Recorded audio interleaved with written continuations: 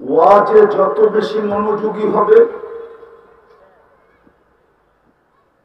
আর যত বেশি নির্জুমতা হবে তত বেশি কথা দিলে কাটবে। আর এটা আল্লাহর অঙ্গীকার, লাআল্লাকুম তুরহামুন। আজকে ওয়াজ তো হয়, আওয়াজ কমাও আওয়াজ। ওয়াজের জন্য আওয়াজ প্রয়োজন নাই, মনোযোগ প্রয়োজন।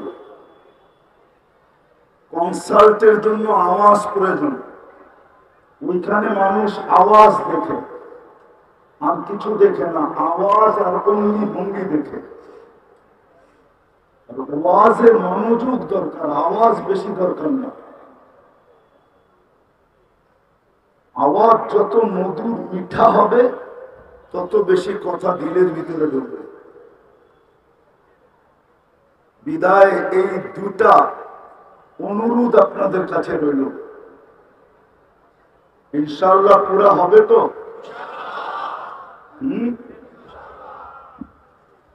মোটা কথা বলতে চাই, মোটা।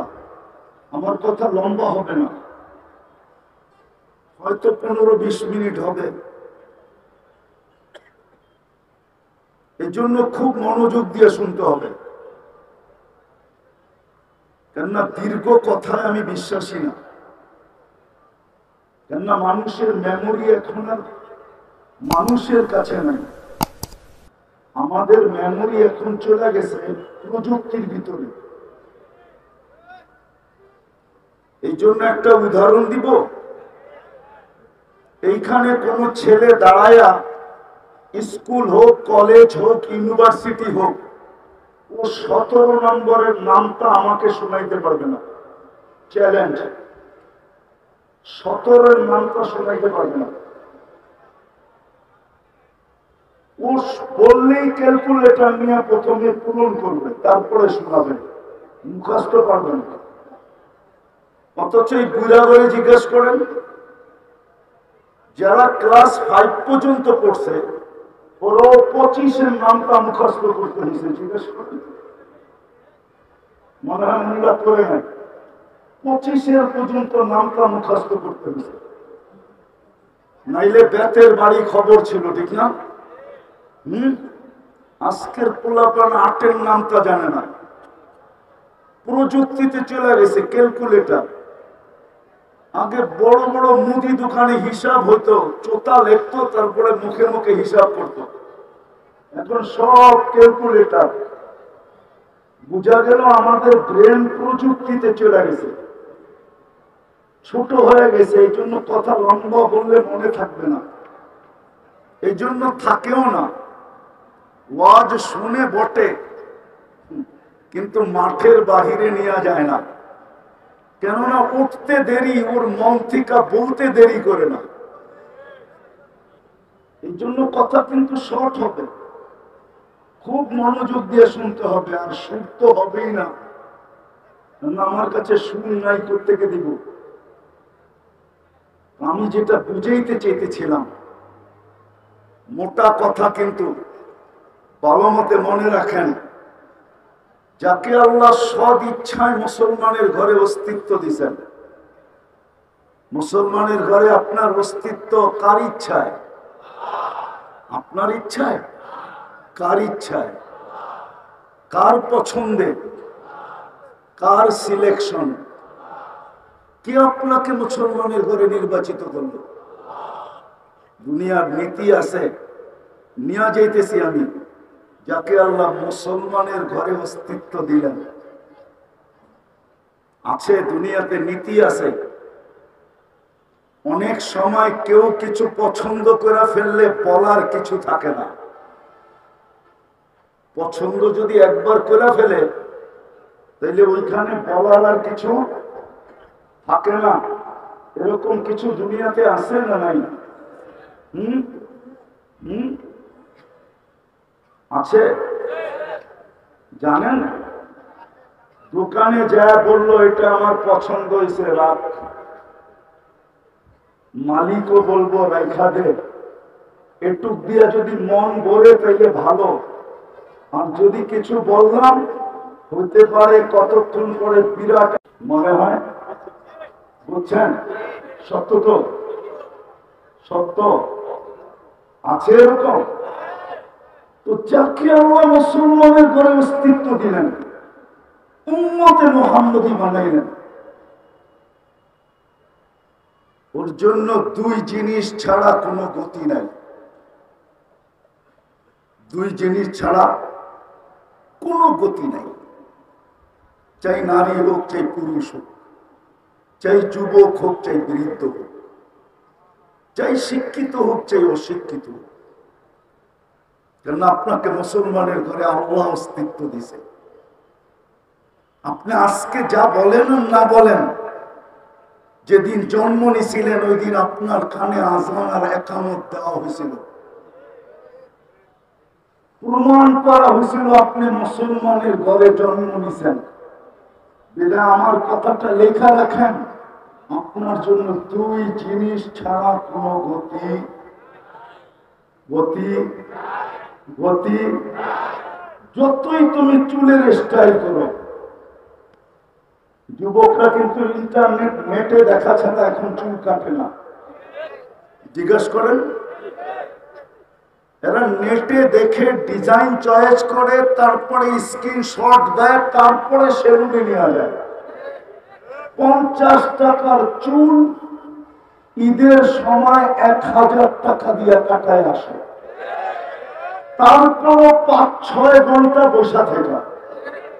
কি সত্য তো না? যুবকরা মানতেছে না, গাড়ি না আটকায় দেয়, আবার ভাবতেছি পায়ে হাত রাখি, রাগ হল না। সত্য তো। মামুনরা যতই ফ্যাশন করুক, আজকে সব ফ্যাশন করতেছে, যতই ফ্যাশন করুক, যতই মুসলমান উন্নতি লাভ করুক, সারা দুনিয়ায় মুসলমান 70% সম্পদের মালিক বর্তমানে। 70% সারা টোটাল দুনিয়ার সম্পদের ভিতরে 70% সম্পদ মুসলমানের কাছে। বিশ্বাস হয় না? হয় না বিশ্বাস? গুগলকে জিজ্ঞাসা করেন, গুগল আমার কথা সত্য বলবে। 70% সম্পদ মুসলমানের কাছে। দুনিয়ার সবচেয়ে বড় টাকা মুসলমানদের কাছে। টাকা, কুয়েতের টাকার চেয়ে বড় কোনো টাকা দুনিয়াতে নাই, বাহরাইনের টাকার চেয়ে বড় কোনো টাকা দুনিয়াতে নাই, ওমানের টাকার চেয়ে বড় কোনো টাকা দুনিয়াতে নাই, ব্রুনাইয়ের টাকার চেয়ে বড় কোনো টাকা দুনিয়াতে নাই। ডলার, ইউরো, পাউন্ড সব ছোট। পুরান কাপড় দিয়া মুসলমানের বাড়িতে যত আলমারি আছে, যত আলমারি, খোদার কসম দুনিয়ার উন্নত বিশ্বের কারো বাড়িতে পুরান কাপড় দিয়ে এত আলমারি নেই। আমাকে চিনাই দেব না। মুসলমান যত দামি কাপড় পরে, দুনিয়ার কোন বড় লোক এত দামি কাপড় পরে না। যান যান যান, বেশি দূরে নিয়ে যাব না, কাছে নিয়ে যাব। বাংলাদেশের পত্রিকায় আসছিল, বাংলাদেশের কার জুতা বলে 20 লক্ষ টাকা, ঠিক না? জুতার দামই পায়ে দেয় না মাথায় দেয়? উচিত তো মাথায় দেওয়া, ঠিক না? বয়ে মনে হয় দেয় না, ঠিক না? যে মাথায় দিলে বলবে পাবনা নিয়ে যেতে হবে, ঠিক না?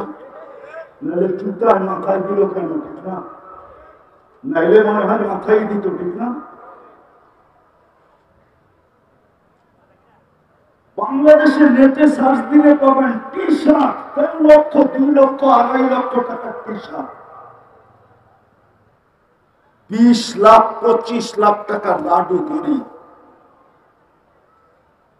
মুসলমানের চেয়ে দামি জিনিস কেউ ব্যবহার করে না।